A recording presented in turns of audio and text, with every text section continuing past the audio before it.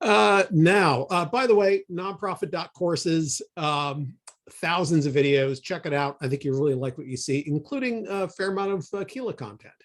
So here we go. A little brief housekeeping point. With this, you're going to get a little packet, a two-page packet of appended resources.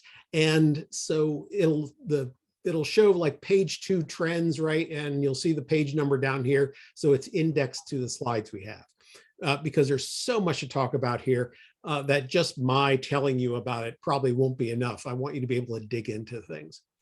So today we're going to look at the labor market. We're going to look at the economy, right? It's not, as they used to say, the economy's stupid. It's the stupid economy.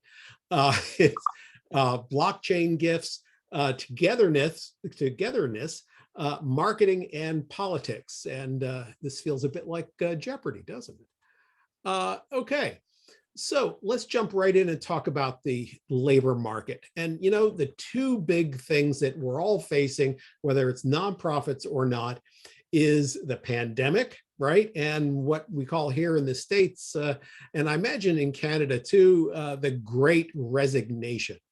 And you know, both of these have had a major impact on everybody in all different ways. So the pandemic, right? One of the things that I think it's important to do, a lot of these things are important to do in your response to the pandemic are, first of all, education. Education is huge. And what I mean by education in this case is that everybody that in your organization should be up to date as much as you can help them be on what is going on, not only in the pandemic locally, but nationally, maybe internationally, but also what some of the remediation methods are, what the science says with regard to the pandemic, so that you can respond appropriately. I'm a big fan of strict protocols. It doesn't matter where you are in the organization or what role you have. If you guys set rules and have, you know, come up with things that you should do in terms of the pandemic and keeping yourselves safe, then everybody needs to follow them.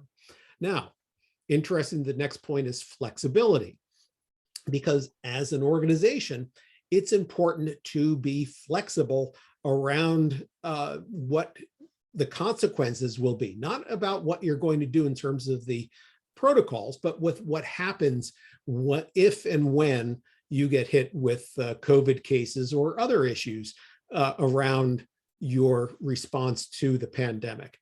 And that's important, that you know, you want to set a line about saying this is where you need to be in terms of, you know, either masking or vaccines or whatever it is that you decide to do. But then also, when something happens, you need to be able to work through that process. One of my clients in Philadelphia, it's a homeless shelter, and they provide a lot of other additional services. They had strict protocols, but they also had an outbreak of COVID among a nice handful of their guests. I'd say, you know, a dozen or so. They ended up, their flexible response was having a full floor of their building be, in essence, a recovery ward. And they had to move quickly. They had to come up with that right away. And so that was their flexible response based on the protocols that they had already put in place. Cross-training. Cross-training is something you should be doing anyhow, right? I mean, a lot of this stuff are things we should be doing anyhow, but it really is important these days that people know each other's jobs at least enough to fill in over a short period of time while that person may be out because of some pandemic related issue. Or if your workforce is strained and you know you're very well spread out. This has happened where my wife works, and they had some issues there, and cross-training is a really important part of their response.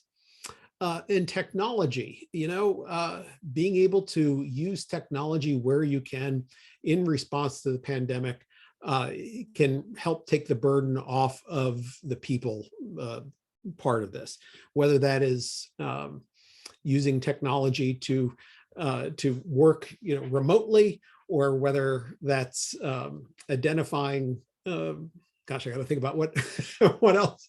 Anyhow, technology can be a good response to in your pandemic, and we're going to talk about technology later on in other ways too. So the Great Resignation. Now, this is something that I really think that you as a nonprofit have a great advantage for. And what's that mean? Well, a lot of people are leaving jobs because they just want something that fits them better.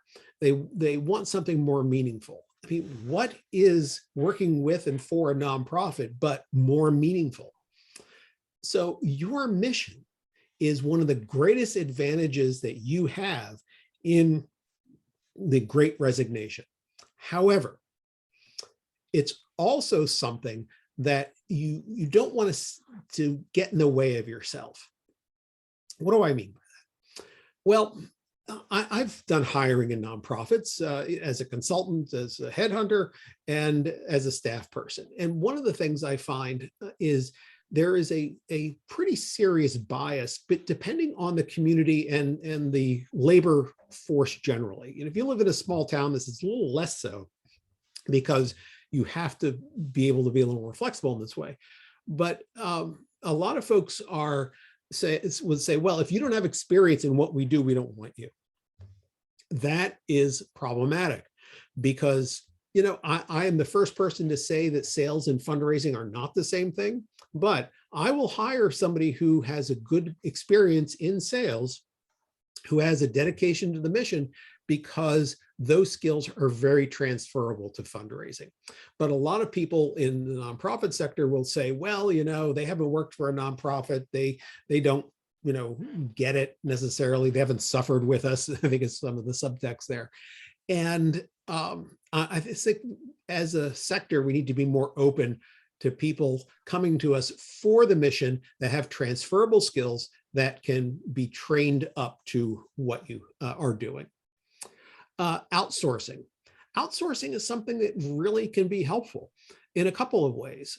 First of all, when you're in a pinch, like if COVID hits your staff or your volunteers or something, right, you can be able to, if you identify folks who can do certain tasks for you and come in and help you out on a short-term basis, that's huge. But there's also things like Upwork and Fiverr and those where if you need graphic design, or if you need data entry, or if, any number of things, computer programming, and you take a little bit of time and identify the right people to meet your needs, that can be a major help for you. So look at outsourcing as part of your response here. And you might find that it is less expensive and more efficient for you than hiring somebody full-time. And again, back to why people are resigning. A lot of people want to get into their own business and do freelancing and consulting. And so you can tap into that resource, because you are a client that people would want to work for, because you're serving an important mission. Systems. If you have not read the E-Myth by Michael Gerber, it's on the sheet you'll get. And this is really something to grab. The copy you want to see is the E-Myth Revisited, and because it's a kind of a revision of what Gerber had said earlier in his first book. But he is all about systems, and he talks about how systematizing processes really can build your brand, and that you would have your missions, your nonprofit's way of doing something that is unique and different than the way other people do. And it is documented so that you can bring in somebody and get them up to speed much more quickly. Takes a little bit of time to do that, but it's really important. So grab that book, take a look at how systems can help you. I mean, he argues that this is why, you want to take an extreme example, this is why McDonald's hamburgers taste the same in Omaha as they do in Osaka. because they have a system right from what seeds they use for the potatoes and what kind of beef they use straight on through to how that hamburger is served.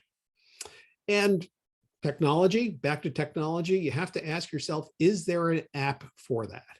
There are a lot of things that we do today that we do through an app that we never would have imagined years gone by. I mean, there are great companies like Kila, right, who have applications that can solve a problem that will reduce the stress on your workforce. So look and ask yourself, is there an app for that? And how can I utilize that for whatever the problem is in front of you? Now, culture is another part of your response to the Great Resignation. You know, we're in the nonprofit sector, and we know that, that there's not one nonprofit culture. I mean, if you're like me, I've seen corporate cultures in nonprofits that are every bit as big as and complex as major corporations, and I've seen mom and pop cultures in nonprofits, just like I've seen mom and pop businesses. So, you know, but culture is something that you can bring as a nonprofit, that people are expecting something a little bit different and can be an advantage for you. Also, I would, again, suggest another book. If you haven't read Drive, it's a book on workforce motivation by a fellow named Daniel Pink. I love it. It's autonomy, mastery, purpose are the three keystones to the drive to motivation. And it might surprise you, like things like, you know, paying people more money doesn't necessarily lead to better performance, and the things that you can do instead of that can lead to dedication in the long term. So you as a nonprofit, I think, are uniquely positioned to respond to the Great Resignation. All right, let's see what's next here. The economy, right? Yeah, we're all in it together here on either side of the border and whatever border you're on. And, you know, this is interesting. I find this very interesting because the economy is something that, you know, we all feel we are kind of I say victim, but, you know, we live within the economy, but we also shape the economy. And wage increases are something that are a big part of what's going on these days in the economy. You have to ask yourself, you know, whether wage increases are necessary in your organization. You don't, for example, I think it's there's a social justice component of this. Do you want any of your staff to get government assistance while they are working for you? Is that fair to you? Is that fair to them or the government? It's do you need that kind of support, right? So you want to so look at your own wage increases. You want to be fair to your employees, and it might mean, you know, delivering some fewer services or looking for more sources of revenue to support those wage increases. A lot of this kind of coming to external wage inflation and the economy, you know, comes from a lot of people's wages were tamped down over the last 10, 20, 30 years. And now there's a kind of an advantage that the labor force has to say, hey, we finally want what we used to have before, what our parents had, and have a living wage for this. So that's one thing when it kind of creeps up over time and the rate of inflation might be a little bit higher. Instead of 1 or 2%, maybe it's 3 or 4%, but it's happened over 10 years and everybody's keeping up. But now that it's happened all at once, I think that's a major contributing factor here. Not that I'm an economist, I only play one on a webinar, but having these external costs of goods and services is something that's definitely going to be hitting you. Again, that might be something that you're going to have to address through higher revenue generation. It also, you might want to look at efficiencies in your purchasing habits. And, you know, one thing, I mean, coming from my fundraising background, right, and I always tend to see things through that lens, is that you may be able to work with donors on funding specific things in your budget. Being able to point to something and say, hey, I bought all the paper for the year for your nonprofit. It doesn't sound like a really cool thing, but you never know. Somebody might say, yeah, that's important and I see why, and I want to do that. The other thing too is you may see is a change in demand for your services. And I don't say this as high or low because it really depends on what your mission is. Your change in demand, if you're a theater, is going to be very different than a change in demand if you're some kind of a healthcare clinic, right? Because in theater, you might see your ticket sales drop a lot. And you may have seen no ticket sales over a period of time in the last 2 years. But a healthcare clinic, your demand might be skyrocketing.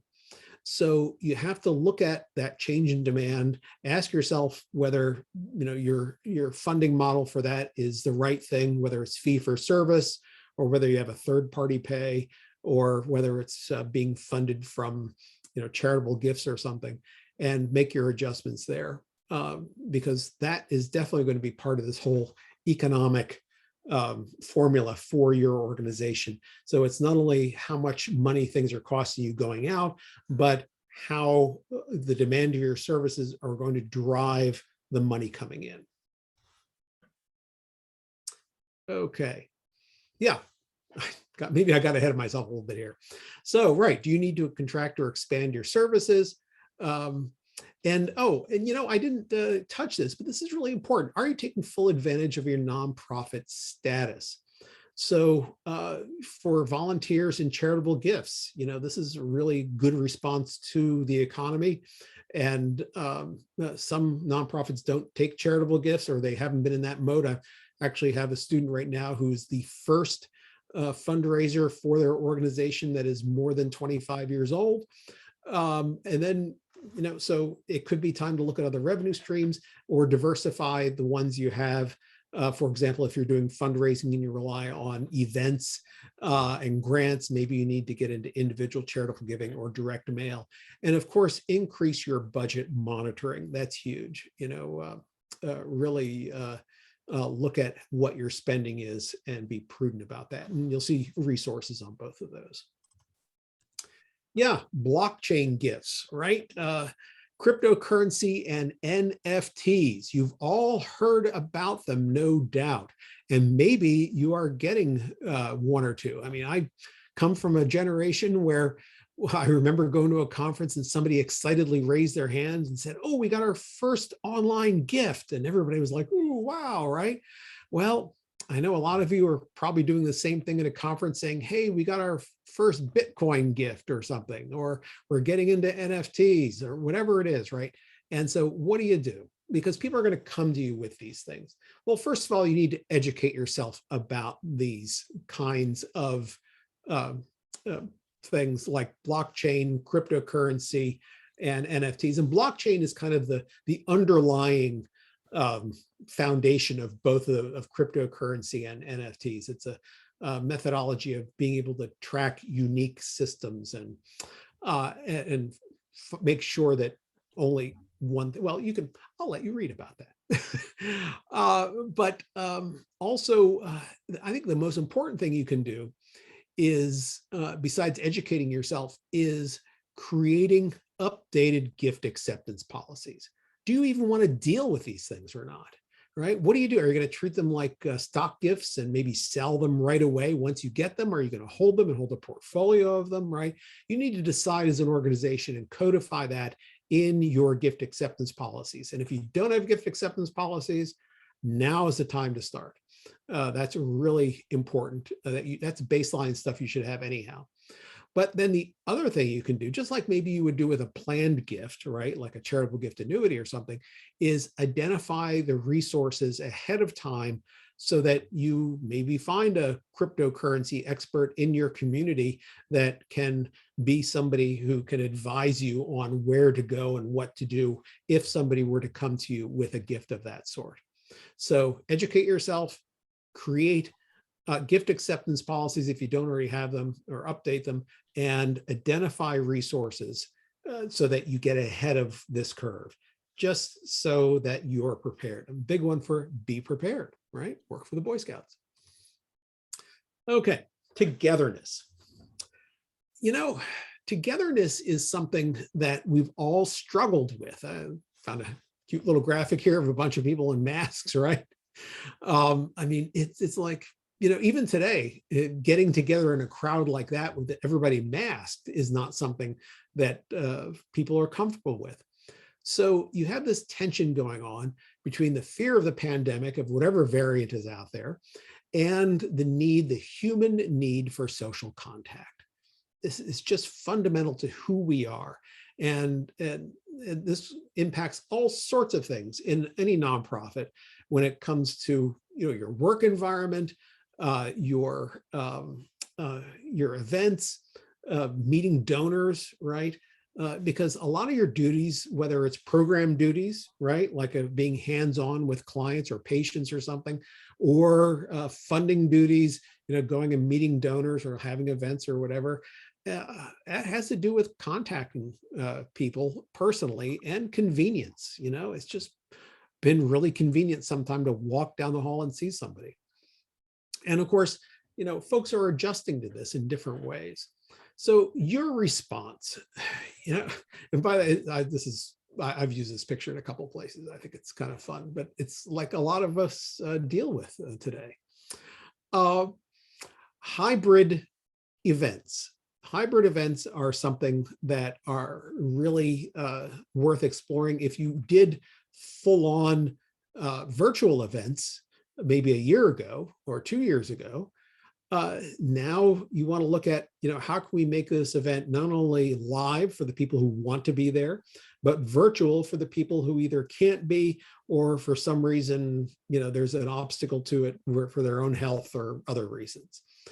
And, you know, instead of taking this on as a burden, take it on as something that to see if you can take advantage of technologies and expand your reach. You know, you may not, if you're doing an event in Toronto and yet you have no idea that somebody from Halifax would be there if they could be. And yet, but they're not going to show up to a live event, but they might just show up for a virtual event. So take it as an opportunity, not as an obstacle to do this, and investigate hybrid events.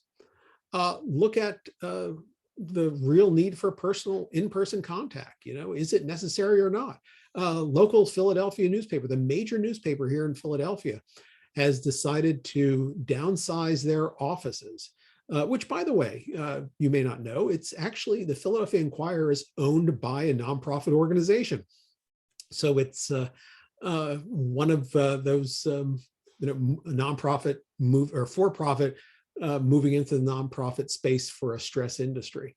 But they are moving into smaller office space because what they find is that while they need the meeting space for people who need to connect with once in a while, people are, you know, it's a newspaper, the reporters are out on the road, people are doing things from their homes and they don't need that space. So evaluate what your space requirements are, maybe save some money and downsize that or right size that really. And then look again at technology. You know, how can you leverage technology, whether it's a format like we're using here or other technologies, to take advantage of what you should do for connecting with people. And, you know, maybe it's getting out there more on social media. Maybe it's, you know, connecting with donors using, you know, FaceTime or Zoom or something. And by the way, don't get caught in the trap to think that, oh, well, you know, technology is only a young person's thing, or, you know, there are a lot. I'm surprised. I have 2 elderly parents, and how much my father in particular uses technology in his life is just remarkable. So don't, once he gets it, he gets it, and don't you know, discount folks for that. Contactless as much as possible, if that's possible. Now, and that doesn't mean not seeing somebody, but, PPE, personal protective equipment and whatever, so that you can run your organization as best you can, given the circumstances we're in. Yeah, volunteerism. It's kind of interesting because we have in the Great Resignation and some other issues going around, right, that people are more available with their time. The workforce has seen a bit of a contraction. A lot of people are retiring, right? But still, there has been a decline in volunteerism. And you have to ask yourself, what's going on? How can I tap into this? Because folks are feeling, if they still are in the workforce, feeling overworked. They're feeling personally disconnected, whether they're in the workforce or not. And I think the biggest issue that folks face is they are not aware of opportunities. They used to say years ago, what was the biggest reason why people didn't volunteer? And the biggest reason was they weren't asked. And I think today the biggest reason is they just don't know they can. They're not aware of the opportunities. And that's, you got enough on your plate, I get that. But there's still a responsibility on your part. If you want to have volunteers, if you need volunteers, if you need to fill gaps because of the pandemic or other things, of making people aware of the volunteer opportunities. So how do we address this? Well, starting here, offer shorter opportunities, right? Not one long forever thing they're going to do, but stuff in smaller packages so that people can do it and get it done. And then they'll come back to you, or you can ask them again. And with that, maybe one-off opportunities, right? Can you just do this project for us? And then that's it. There are some virtual opportunities through websites now that are available. A few organizations that have put together, volunteer matching kind of programs where somebody might raise their hand and help you out with a computer problem, or they might be able to do some graphic design for you, or something they can do at home and be a volunteer in a different part of the country altogether. That's the kind of thing you might want to look for. Offer off-site opportunities. Are there things that don't have to come into your office to do? Whether that's being at home or being on their job or whatever it is, but are there some off-site opportunities that you can give folks? This next one here, offer volunteer work as exploration of a career. Especially we're in a time now when people want to change careers or they're looking very closely at that. You could be a really great resource that way as people decide something else to do. I'm a big advocate of something I call a covenant with volunteers. If you work with volunteers a lot, the best practices is that you should have a job description, right?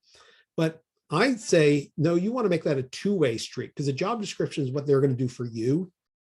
You want to have something that's going to say, yes, what they're going to do for you, but then also what you will do for them. And whether that's exposing them to certain computer programs, or whether that's giving them an opportunity to get back into the workforce, or maybe they just want to connect with more people socially, or things like that, that everybody who volunteers has a motivation of why they want to do this. Well, make sure you specifically address that. And it's going to take a little effort on your part. Like I said before, I know you got a lot to do, but putting together a good volunteer program can really be a big help for you. And then the other one here, I put in connect with job search groups.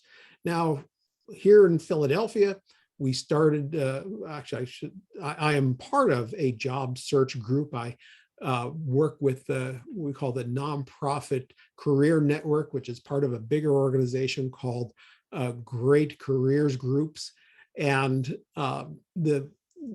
one of the things we talk about a lot in the Great Careers Groups arena is how volunteering and things that connect you with nonprofits can help, whether you're going to work for a nonprofit or not. And being able to connect with job search groups in your area is, I think, something that can be really helpful. It turns out that the Great Careers Groups is a national organization now. Before the pandemic, it started as people in the Philadelphia and New Jersey area connecting with each other in small coffee shop kind of discussion groups. Now it's all online, and there are people who attend, like the NCN group, the nonprofit career network, from Texas to Boston, from Massachusetts to Texas and all over. And I'm sure anybody wants to join from Canada, we would welcome them because it's all on Zoom. All right.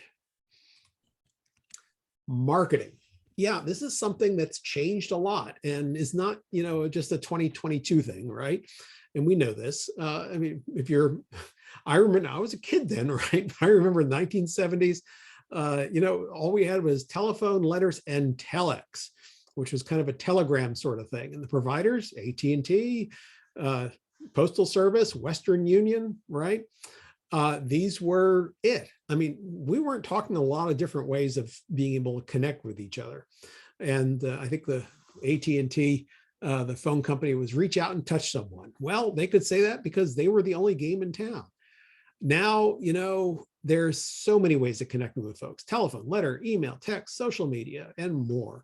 And the providers, are all different ways. Yeah, they're the traditional. AT&T is now a much more niched company. The Postal Services still exist, but there's so many different conduits to our communication that it's hard to keep up with, but it also impacts how you work as a nonprofit today.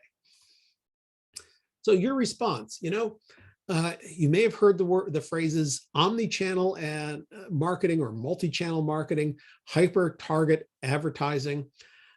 If you go to a television, right, you are seeing a fraction of the market on any channel. It's not the 2 big networks anymore. It's dozens of these things, and that's just television. It doesn't count the social media feeds and all the streaming services, right? But the whole thing behind that, though, is that these companies, and this is possible for you, don't think it isn't because you're a nonprofit or because you're small, that these companies know that there is a niche market that is profitable for them for whatever demographic they're looking for. That's why number 2 here is huge. You have to know, both of these require a deep knowledge of your audience. You gotta mine your database. And I'm sure the folks at Keela can, help you with this if you were their client, right? Is what do you get out of your database? It's going to help you understand who you are dealing with better so that you can speak to them in a much more directed manner. It's no more what they used to call spray and pray, right? You don't just send stuff out to everybody and hope that you're going to get some sort of response. You got to be much more targeted to who you want to talk to, and then talk to them where they are. If you find that your database is from a demographic that really uses Instagram a lot, boom, you got to be there. And that's where you're going to, and don't do other ones. Don't do Twitter. Don't do, Facebook or LinkedIn or anything like that, right? Focus on where your people are. The other thing I'm a big proponent of is developing avatars. This is target marketing. So literally dress somebody up to look like your typical client, say, or your typical donor.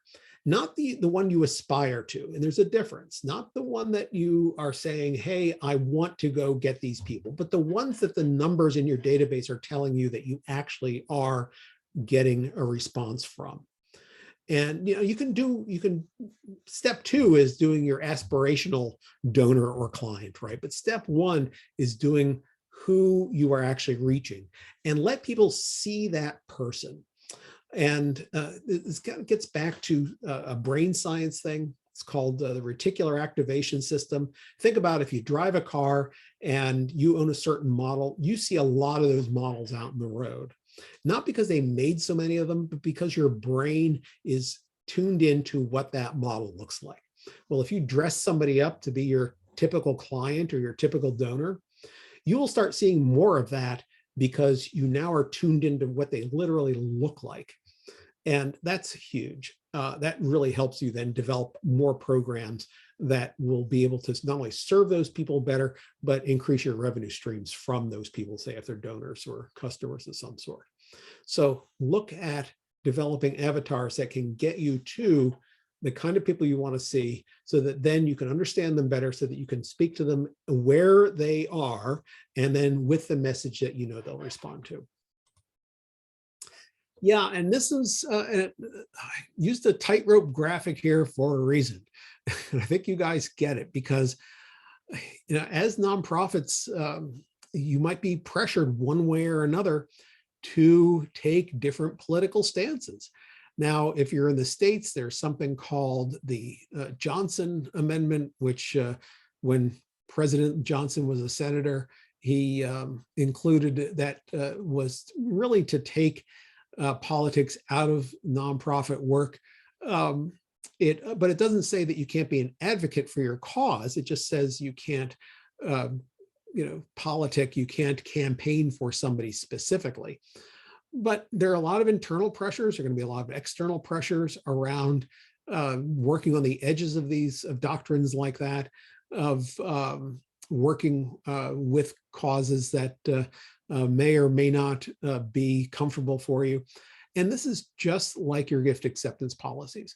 Well, in fact, let's go talk about here, right? First of all, you need to educate yourself about what your laws are, where you are about this. National laws, state laws, what are the limits of what you can do? And then set policies. Like I said, the gift acceptance policies. Well, this is set political engagement policies before it becomes an issue. And if it's already become an issue, then sit down on a policy basis and work out where you are, as opposed to a politics basis, and come up with where you believe this is important for your organization to be on any number of issues. Remember, you're about the mission, and that is going to stray into the political arena one way or another. You just want to make sure that you are serving your mission in as best a way possible. And I put in here, know the types of nonprofits. I know in Canada, there are fundamentally, as I understand, two kinds: what we would call in the US a charity, and then the other kinds of nonprofits. In the US, of course, we like to say we're sophisticated, but we are certainly more complicated and have 27 different kinds of nonprofits. But fundamentally, they fall into two categories: the kind that are charities that somebody gets the tax advantage that they donate to, and they're broadly open to the public for their services, and the kind that might serve a particular set of people, whether that's a mutual insurance company or like a Black Lung Trust or a cemetery corporation. Those are types of nonprofits in the US, or chambers of commerce. And those aren't charities, but they're nonprofits. They have some advantages being a nonprofit. But you want to know what those are and understand where you are as a nonprofit, and then what the limits are for you through self-education, and then set the policies based on that. Because you don't want to get into a situation where people are well, I don't know, maybe you do, but I would think that it would complicate your life a lot more if folks decided for one reason or another that you were being political, and it may actually threaten your nonprofit status. So you always want to keep that in mind.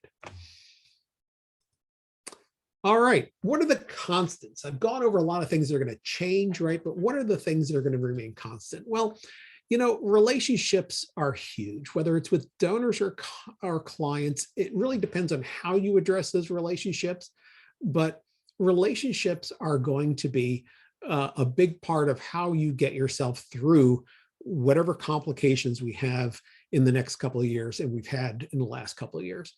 And you've probably already discovered this, where clients rely on you and you do your best to serve them. And if you try to have good relationships with them, and donors or other funders, you have fee for service or third party pay or however you get your revenue, right? Those kind of relationships are huge and they're key. With financial institutions, with banks and others, right? So that's going to be a big part of this. And with the relationships is communication. It's being able to have open and honest communication with those people that you have as part of your nonprofit's circle, so that they are able to be there for you. Because, you know, my personal experience is that if you're transparent with things, if people know that you need whatever it is you need because of whatever stresses are on your nonprofit, they will step up. If they can do it, they'll help you or try to connect you with resources that can. So keeping relationships going is always going to be part of what we're doing as nonprofits. Flexibility. Yeah, being able to think in a way that is a bit entrepreneurial or, you know, out of the box, as they say, but also is not the way you've done it before. That's going to be a big part of getting through the next few years and increasingly for running your nonprofit. So keep flexibility in your mind and try out different things. You know, don't, I like to think of, you know, if you remember the old Gilligan's Island TV show, or if you see it on reruns, right? They only tried one thing once and then they never tried it again. And you know, don't live on Gilligan's Island. You know, building that raft may not have worked the first time, but in a year or so, building the raft might work again, and it really will work this time. So, you know, don't think that because you've tried it, it's out. That's just part of being flexible. Learning. A lot of what I talked about here is education. It's keeping up with stuff. You know, I mean, I have a master's degree in philanthropy and development. I earned it in the 1990s. And yet I always am learning about things in the nonprofit sector. And that's part of the reason why nonprofit.courses is there. And it's why I think, you know, you should be out there engaging, not in huge, if you want, I want you to get a degree. If you can get a master's degree or something in something nonprofit related, or, you know, or a certificate, that's great, go do it. But if nothing else, consume the learning in small bits so that you are broadly educated over time and can see what the issues are. You know, there's a big difference between learning or education and training. Training teaches you how to do one task or a task or a series of tasks. And if the system is set up that you do A, B, C, and D, and you get the result Z, right? Z. If you turn around and are educated, you are looking at the system as a whole. And that's going to be a big part of what, you know, that's going to make you more flexible.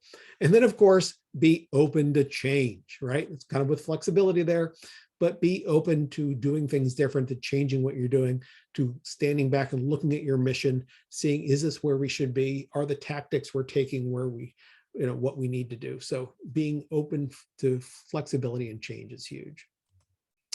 So guys, that's it. That's what I have. I hope you found this helpful.